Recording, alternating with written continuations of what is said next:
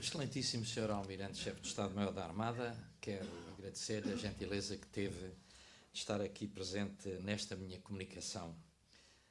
Creio que fico muito sensibilizado com isso. Sr. Presidente, Vice-Almirante Presidente da Academia de Marinha, Senhores Almirantes, distintos académicos, estimados amigos, minhas senhoras e meus senhores, é uma profunda honra voltar à nossa Academia para partilhar com Vossas Excelências uma reflexão sobre o papel dos Açores na Estratégia Nacional do século XXI. No momento em que o mar volta a assumir um lugar central na nossa segurança coletiva.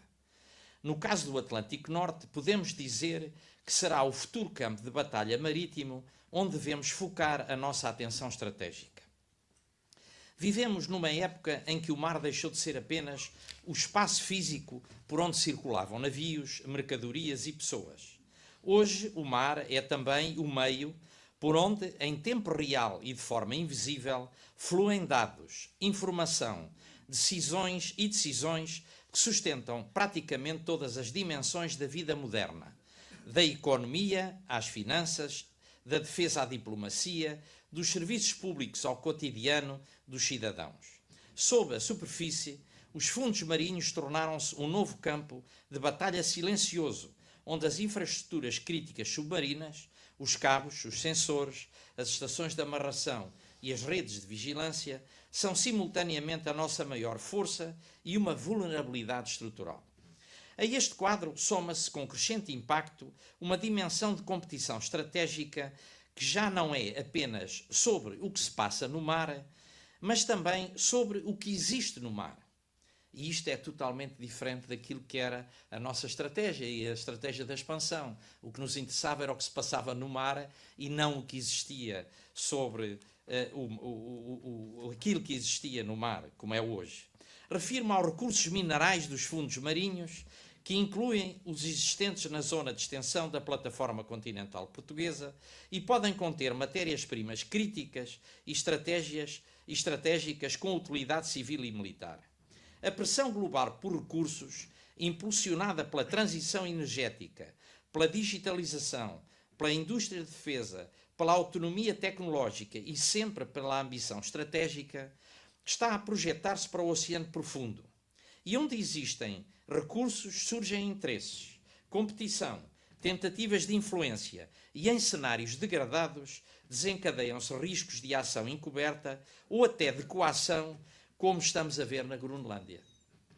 Por isso, a proteção do fundo do mar não pode ser reduzida aos cabos submarinos. Envolve também soberania, regulação, fiscalização, ciência, tecnologia e segurança. Há ainda um fator adicional de preocupação estratégica no Atlântico Norte. É o surgimento de novas armas navais russas de caráter estratégico, como o drone submarino Poseidon e o míssil de cruzeiro nuclear Burevestnik. O primeiro, concebido para operar autonomamente a grande profundidade, com propulsão nuclear e ogiva de elevada potência. Procura contornar as defesas clássicas e ameaçar portos, bases navais e grandes aglomerações costeiras. O segundo, com propulsão nuclear e alcance teórico quase ilimitado, explora rotas pouco previsíveis, o que pressiona os atuais sistemas de vigilância e de defesa aeroespacial aliados. Mesmo admitindo que parte destas capacidades navais é ainda experimental e envolta em propaganda da Rússia, a sua mera existência obriga-nos a repensar os conceitos de dissuasão, alerta e defesa em profundidade, do fundo do mar ao espaço aéreo e ao domínio aeroespacial. É neste contexto que, com toda a humildade, venho a esta Academia propor a adoção do conceito de área nevrálgica, como ferramenta conceptual destinada a descrever as realidades marítimas e oceânicas, presentes e futuras, que não cabem na definição clássica de pontos de estrangulamento ou choke points, como é usual chamarmos, mas cuja relevância estratégica é, em muitos casos, igual ou mesmo superior. As áreas nevrálgicas são espaços marítimos onde os fluxos físicos e os fluxos digitais se cruzam, onde rotas e cabos, energia e informação, recursos e exploração, vigilância e projeção de poder se entrelaçam de tal modo que qualquer perturbação localizada pode gerar efeitos sistémicos. Dentro deste contexto, a minha exposição seguirá dois momentos principais. Começarei por apresentar o conceito de área nevrálgica e por explicar a sua pertinência. Depois extrairei implicações práticas para Portugal e para as suas alianças, sistematizadas nas linhas de ação organizacional, logística e operacional. Finalmente apresentarei algumas conclusões. Passemos então ao conceito de área nevrálgica. Hoje, no espaço euroatlântico, incluindo o fundo do mar, enfrentamos um desafio diferente na forma, mas semelhante no essencial. Por isso, necessitamos de uma capacidade reforçada de adaptação para dissuadir e conter a Rússia. Dispomos ainda de algum tempo, porque este país está empenhado na guerra da Ucrânia e depois terá de reconstruir o seu potencial militar, o que levará cerca de 10 anos. Mas esse tempo é precioso e não pode ser desperdiçado. É agora que devemos construir os meios, as capacidades e as competências necessárias para projetar aquilo que na NATO e na União Europeia nos torna interdependentes. Em particular, os cabos submarinos, as redes de sensores, todas as infraestruturas críticas submarinas e os recursos estratégicos do fundo do mar, dos quais dependem a segurança, o comando e controle militares e a economia. Minhas senhoras e meus senhores, nestas circunstâncias, e entrando no núcleo desta intervenção, recordo que a tradição dos estudos de estratégia naval deu primazia ao estrangulamento da navegação marítima, em especial os estreitos de Gibraltar, Hormuz e Malaca e os canais do Panamá e do Suez, porque são passagens estreitas onde o controle físico dos fluxos marítimos se converte rapidamente em poder. Essa lógica mantém-se válida, mas já não é suficiente. O século XXI trouxe-nos vastas zonas oceânicas que, embora não tenham a configuração geograficamente restrita dos pontos de estrangulamento, concentram ativos estratégicos decisivos e desempenham um papel ainda mais abrangente na estabilidade global. Refiro-me, em particular, às áreas nevrálgicas que combinam rotas marítimas e aéreas de transporte de importância transcontinental, cabos de telecomunicações submarinos responsáveis pelo tráfego global da internet, que incluem dados financeiros e comunicações críticas entre governos, empresas e forças armadas. Nós de comunicações vitais para a economia, a defesa e a diplomacia.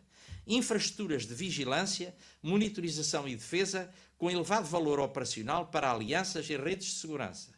E recursos minerais essenciais e matérias-primas críticas ao desenvolvimento económico mundial, à transição energética e à autonomia tecnológica, com crescente relevância para a indústria de defesa. Uma área nevrálgica não é, pois, apenas um corredor de passagem. É um hub multidimensional, ou dito de outra forma, um espaço físico onde o transporte, a informação, a energia, os recursos, a ciência e o poder militar se cruzam e se reforçam mutuamente. E a sua vulnerabilidade é tripla, pelas seguintes razões.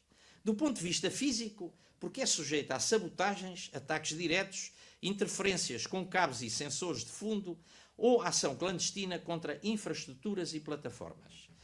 Híbrida por ciberataques a sistemas de controlo, espionagem tecnológica, interferência a partir do espaço e campanhas de desinformação.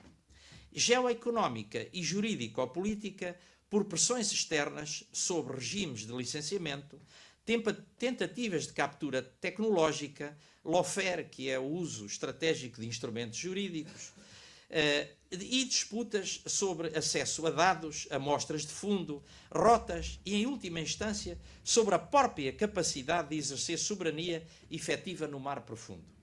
Neste quadro, o facto de os recursos minerais do fundo do mar estarem a surgir como fator de poder altera a natureza da competição no Atlântico. A partir de determinado patamar tecnológico, a exploração e a mineração em profundidade deixam de ser apenas um tema científico e económico, como vemos frequentemente ser tratado, e passam a ser também um tema estratégico ou militar, porque envolve plataformas, navios especializados, sistemas não tripulados, cartografia de alta resolução, recolha de dados sensíveis e infraestruturas de apoio. Quem domina o conhecimento e a tecnologia do oceano profundo ganha vantagem, não apenas económica, mas também operacional, de informações e de dissuasão. Neste mesmo contexto, a introdução dos novos sistemas de armas russos, que há pouco referi, o Poseidon e o Burevestnik, agrava a complexidade do problema. O primeiro desloca o eixo da ameaça para as grandes profundidades e para a destruição de alvos costeiros e portuários. O segundo explora a imprevisibilidade de rotas de cruzeiro de longo alcance, o que testa os nossos sistemas de alerta e defesa aeroespacial.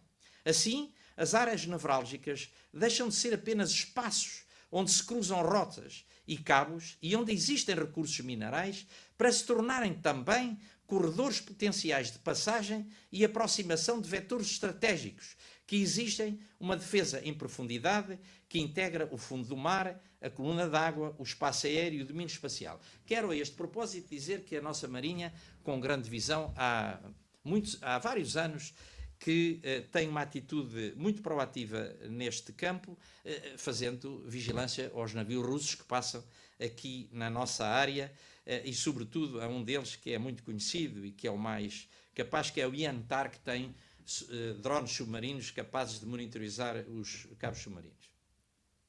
Os potenciais efeitos de qualquer destas ações são imediatos e sistémicos, pois podem interromper os fluxos financeiros globais, perturbar as operações militares conjuntas, paralisar as cadeias logísticas, comprometer o aparelho de comando e controlo dos aliados e gerar o choque político pelo simples efeito da incerteza e da atribuição difícil.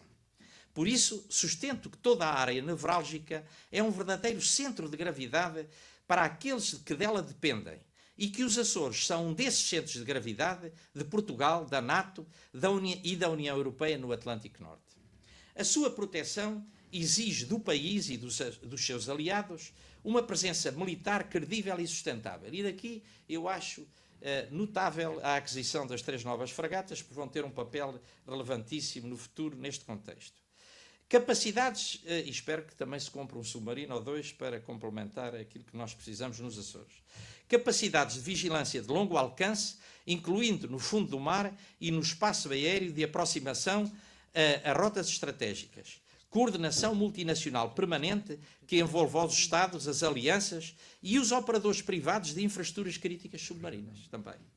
Capacidade de exercer soberania efetiva no mar profundo através de fiscalização, monitorização, regulação e proteção das atividades económicas e científicas legítimas, que previna a exploração abusiva, a intrusão tecnológica e as ações encobertas em torno de recursos minerais estratégicos. Isto é um grande desafio para a nossa Marinha no futuro.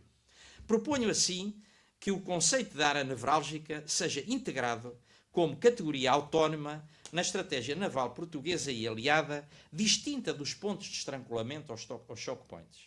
Só assim refletiremos de forma adequada a evolução das nossas vulnerabilidades e interdependências, em particular no domínio sensível das infraestruturas críticas submarinas, dos recursos existentes no fundo do mar e das novas ameaças estratégicas que utilizam o mar e o ar como vetores privilegiados de ataque. Passemos agora às implicações para a estratégia naval portuguesa e aliada deste conceito das áreas nevrálgicas e tudo aquilo que eu disse e que ele tem associado. E é por isso que passo agora então a apresentar propostas concretas de reformulação da estratégia naval portuguesa e aliada nos Açores, segundo as linhas de ação organizacional, logística e operacional que poderão ser desenvolvidas durante a próxima década. E assim, do ponto de vista organizacional, proteger uma área nevrálgica exige cadeias de responsabilidade claras, integração civil-militar e fusão de informação em tempo quase real. O fundo do mar não pode ser uma terra de ninguém. Tem de ser um domínio com regras, responsabilidades e capacidades definidas.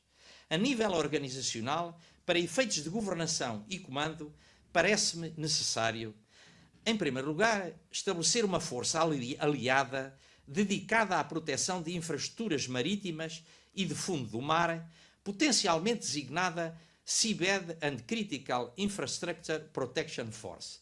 Eu agora já estou a ver o Almirante Sardinha Monteiro a rir-se que eu criticava falar inglês e eu a apresentar aqui o nome em inglês. Mas isto é no conceito de um âmbito da NATO. Com uma célula de comando avançado permanente nos Açores, instalada no Comando Operacional dos Açores, subordinada operacionalmente ao MARCOM e ligada às estruturas de planeamento multidomínio, por exemplo, a Strike Force. Esta força teria por missão central a vigilância, a proteção e, se necessário, a recuperação rápida de infraestruturas críticas submarinas, bem como a monitorização de eventuais vetores de ameaça de longo alcance que utilizem o Atlântico Norte como rota. Segundo, criar nos Açores uma célula de coordenação interagências que integre autoridades portuguesas, representantes da União Europeia e da NATO e operadores privados dos cabos submarinos. Esta célula, e também da energia, por causa dos navios que circulam à superfície com recursos energéticos. Esta célula seria responsável pela partilha de dados, avaliação de riscos, definição de limiares de ação e coordenação de resposta a incidentes híbridos que afetem o fundo do mar e as infraestruturas críticas submarinas, bem como pela integração de informação relacionada com novas ameaças estratégicas. Deveria, igualmente, integrar, sempre que adequado, entidades científicas e regulatórias nacionais e assegurar que a dimensão dos recursos minerais, relativa à cartografia, licenciamento, fiscalização e proteção de dados, é considerada na consciência situacional e na gestão do risco. Esta poderia ser uma missão útil para o Atlantic Center, que infelizmente, apesar de constituída há muitos anos, tarda em afirmar-se. O terceiro ponto, atualizar a doutrina nacional e aliada com uma publicação tática específica sobre áreas nevrálgicas, que defina regras de empenhamento graduadas, protocolos de recolha de prova para efeitos de atribuição e enquadramentos legais para a proteção de cabos, estações de amarração, sensores e plataformas de monitorização em grandes profundidades. Esta doutrina devia incluir também os mecanismos de prevenção e resposta a incidentes associados a plataformas e navios de prospecção e mineração, a recolha ilícita de dados geológicos e formas de lawfare destinadas a condicionar o exercício da jurisdição do Estado que exerce soberania. Quarto ponto, padronizar a interoperabilidade de sistemas não tripulados, nomeadamente veículos subaquáticos não tripulados, veículos subaquáticos autónomos e veículos de superfície não tripulados, de sensores de fundo do mar e de bases de dados estáticas com requisitos reforçados de ciberresiliência e formatos comuns que facilitem a consciência situacional marítima e submarina. E, por fim, no campo organizacional, institucionalizar os Açores como um laboratório de inovação marítima de Portugal, da NATO e da União Europeia no Atlântico, que favoreça programas conjuntos de investigação aplicada entre Forças Armadas, universidades e indústria, orientados para tecnologias de detecção de novas ameaças submarinas, sistemas de energia resilientes e soluções de monitorização de grandes profundidades. Este laboratório deve também apoiar tecnologias de cartografia e monitorização do fundo do mar que reforcem a soberania efetiva, onde se inclui a capacidade de detectar atividades não autorizadas em áreas sensíveis com potencial militar. Aqui está outro grande desafio para a nossa Marinha e para o nosso Instituto Hidrográfico. Desta forma, Portugal e os aliados deixariam de reagir caso a caso e passariam a dispor de uma arquitetura de comando estável, vocacionada para a proteção permanente do fundo do mar e das infraestruturas críticas submarinas no Atlântico Norte, enquanto utilizam os Açores como incubadora de soluções inovadoras, com ganhos diretos para a segurança coletiva e para a autonomia estratégica europeia. Passemos agora à linha de ação logística. A centralidade dos Açores deve refletir-se numa malha logística robusta, redundante e orientada para a vigilância de longa duração e para a resposta rápida a incidentes no fundo do mar. Garantir uma proteção credível às infraestruturas críticas submarinas é, antes de mais, um problema de sustentação ao longo do tempo, que será ainda mais exigente se aumentarem as operações científicas, tecnológicas e económicas no Oceano Profundo. Logisticamente, parece-nos adequado consolidar a base aérea das Lajes como um nó aeromarítimo de reabastecimento, rotação de tripulações e manutenção de primeira linha de aeronaves de patrulha marítima e de plataformas de reabastecimento aéreo com capacidade para apoiar missões prolongadas de vigilância do mar, das rotas submarinas e possíveis rotas de aproximação de mísseis de cruzeiro de longo alcance. Reforçar o porto da Praia da Vitória com base de apoio avançado, com capacidade de reabastecimento de navios de superfície e submarinos, armazenamento de munições e sobressalentes, oficinas modulares e instalações específicas para a operação de veículos subaquáticos não tripulados e veículos operados remotamente, e ainda equipas de reparação de cabos. Esta infraestrutura pode também apoiar, quando necessário e sob enquadramento adequado, operações de monitorização e fiscalização do fundo do mar, com utilidade para a segurança e para o exercício de jurisdição em áreas sensíveis. Em segundo lugar, pré-posicionar estoques críticos de combustíveis navais e de aviação, sonoboias, equipamento de luta antissubmarina, cabos e juntas de reparação rápida, módulos de comando e controle móveis e, sempre que possível, estabelecer acordos de prontidão com navios civis de reparação de cabos que integrem equipes de ligação militares. Isso reduzirá significativamente o tempo entre a detecção de um incidente e o início de uma intervenção no fundo do mar.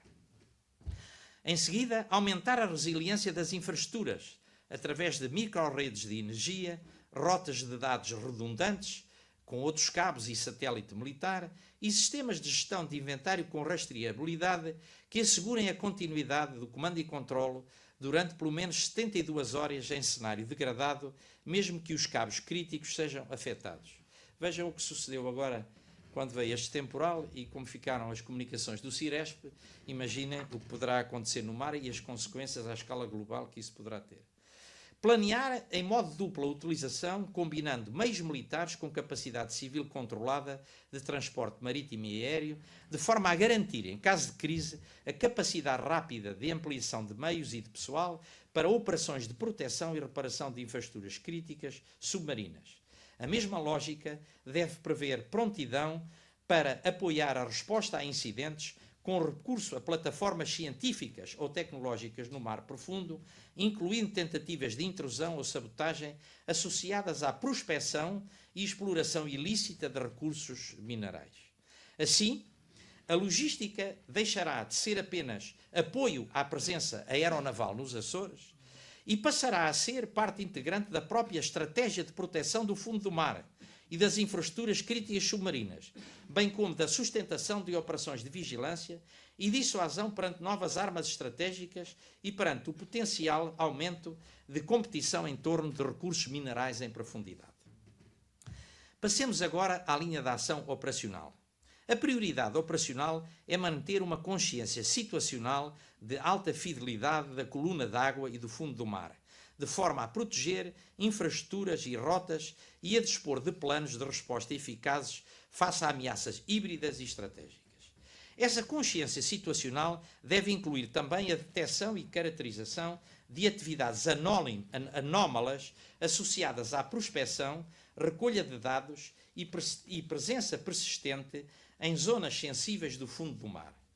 Concretamente, ao nível operacional, parece útil implementar uma arquitetura de sensores persistente, que combine redes de sensores fixos de fundo do mar, como os americanos tiveram no tempo da Guerra Fria para detectar os submarinos soviéticos, com veículos subaquáticos não tripulados e autónomos, de grande autonomia, boias derivantes e radar costeiro de alta frequência. Estes sistemas seriam integrados numa malha de dados de baixa latência, com correlação automática de fontes de informação, de sinais eletromagnéticos, fontes abertas, de riscos e crises ligados também à água. para permitirem detectar anomalias em cabos, atividades suspeitas de navios ou submarinos e padrões de movimento de drones submarinos. Esta arquitetura deve também permitir sinalizar padrões de prospecção não declarada, recolha ilícita de dados e presença de plataformas em áreas sensíveis, o que reforçará a capacidade de atribuição e resposta proporcional. Manter um núcleo permanente de capacidades de luta antissubmarina, informações, vigilância e reconhecimento, com patrulhas de aeronaves em alerta rotativo, helicópteros embarcados de luta antissubmarina. A este propósito, eu gostava de partilhar convosco aqui uma questão, até porque está aqui o Almirante Sema. Eu defendo que as fragatas da classe Vasco da Gama não devem ser abatidas quando chegarem as novas fragatas. Devem ser transformadas em verdadeiros patrulhas oceânicas, porque os NPOs são patrulhas, mas têm grandes limitações no Mar dos Açores, sobretudo com mar severo, e não embarcam helicóptero. E as fragatas da classe Vasco da Gama têm e podem ter no futuro um grande papel no contexto daquilo que eu estou a dizer, desde que, evidentemente, sejam desmilitarizadas de algumas das suas capacidades e reforçadas noutras, por exemplo, no sonar e nas capacidades de apoio à operação de helicópteros. Mas falava eu de manter este núcleo de capacidades ASW e de informações, vigilância e reconhecimento para controlar a detecção de submarinos e drones eventualmente de outros países adversos aos nossos interesses.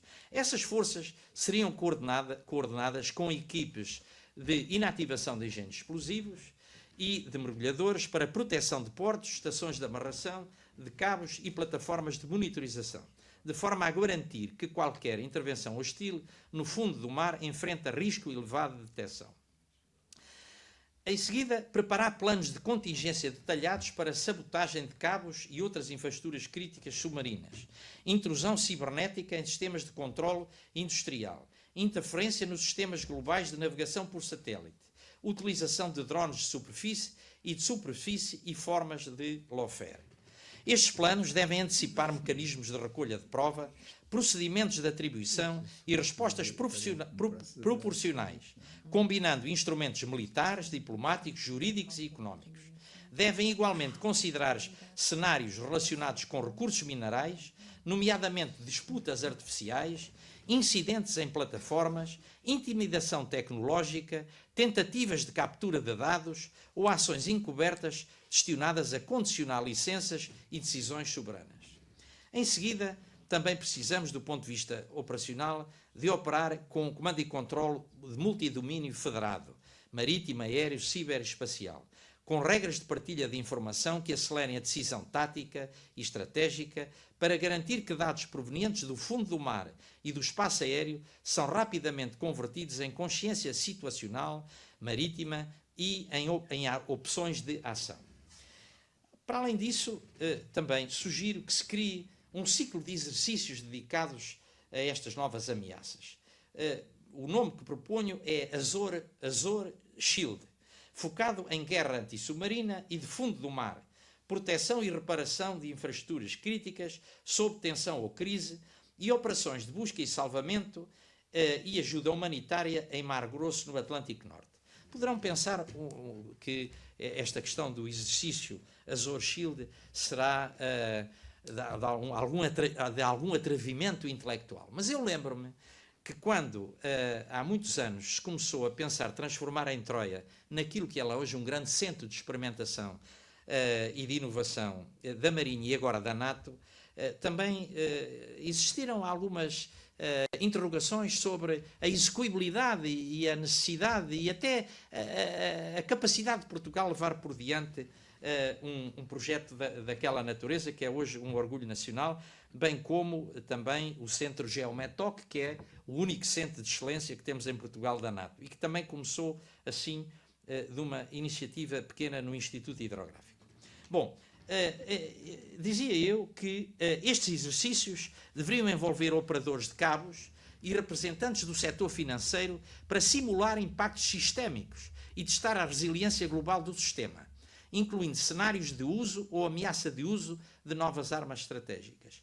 poderia ainda incluir episódios de crise associados a recursos minerais em profundidade, para testar a coordenação civil-militar, a recolha de prova, a resposta graduada e a comunicação estratégica. Uma postura operacional desta natureza reforça a dissuasão porque torna arriscada e pouco vantajosa qualquer tentativa de exploração das vulnerabilidades aliadas no fundo do mar ou através de novas capacidades estratégicas. Quanto maior for a probabilidade de detecção precoce, atribuição credível e rápida reposição da normalidade, menor será o incentivo à ação hostil contra infraestruturas críticas submarinas e contra o território aliado, ou à pressão geoeconómica encoberta associada a recursos minerais estratégicos. Concluo dizendo que os Açores são hoje uma área nevrálgica do Atlântico Norte. São um espaço onde se cruzam rotas, dados, energia e capacidades militares, ancorados em infraestruturas críticas submarinas que sustentam a nossa vida económica, política e militar.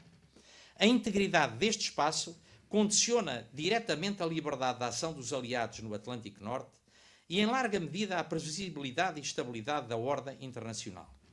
E no novo ciclo de competição global, a dimensão do fundo do mar como fonte potencial de recursos minerais estratégicos acrescenta uma camada de rivalidade que não podemos ignorar, sobretudo quando se projeta sobre a extensão da plataforma continental portuguesa e sobre a capacidade de o país exercer soberania efetiva no mar profundo.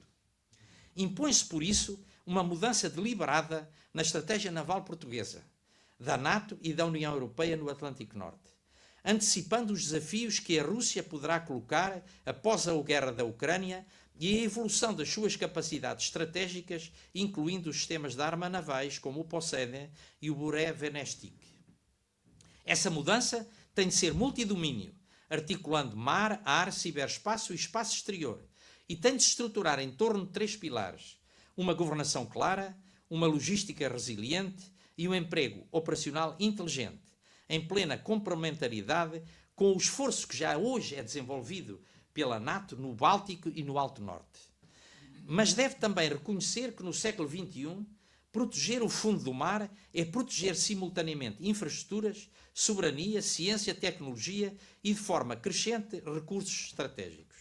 O país e os aliados dispõem de ferramentas, das parcerias e da experiência necessárias para esta transição ao longo da próxima década.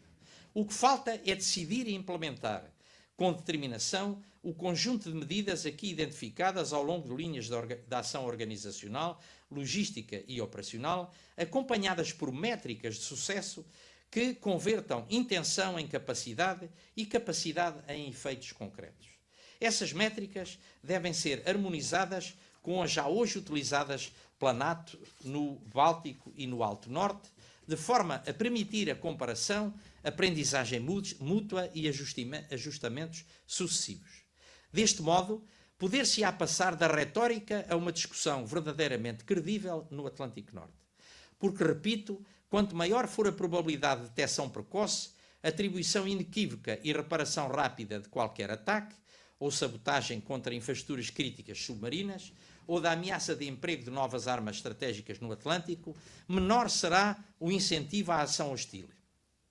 E quanto mais robusta for a nossa capacidade de monitorizar, atribuir e responder a ações associadas a recursos minerais em profundidade, menor será também a probabilidade de erosão silenciosa da soberania e da autonomia estratégica de Portugal. Esta é, em última análise, a essência da segurança marítima no século XXI. Menos espetáculo e mais função, menos presença episódica e mais persistência inteligente. O compromisso que proponho a Vossas Excelências nesta sessão da Academia de Marinha é transformar a consciência do valor estratégico dos Açores, das suas infraestruturas críticas e dos recursos existentes no fundo do seu mar, em capacidade permanente, em plena complementaridade com o Báltico e o Alto Norte, de forma a assegurar que qualquer que seja a ameaça russa no coração do Atlântico, a segurança e a prosperidade dos aliados continuam a encontrar nos Açores um porto seguro, um laboratório de inovação marítima e um verdadeiro território piloto de soberania, segurança cooperativa e desenvolvimento sustentável. e que Portugal, apoiado pelos seus aliados, possa exercer com credibilidade a sua jurisdição no Oceano Profundo, onde se inclui a extensão da sua plataforma continental, de forma a proteger as infraestruturas críticas do Ocidente e a prevenir que o potencial mineral do fundo do nosso mar se transforme num novo fator de coação estratégica. Muito obrigado pela vossa atenção.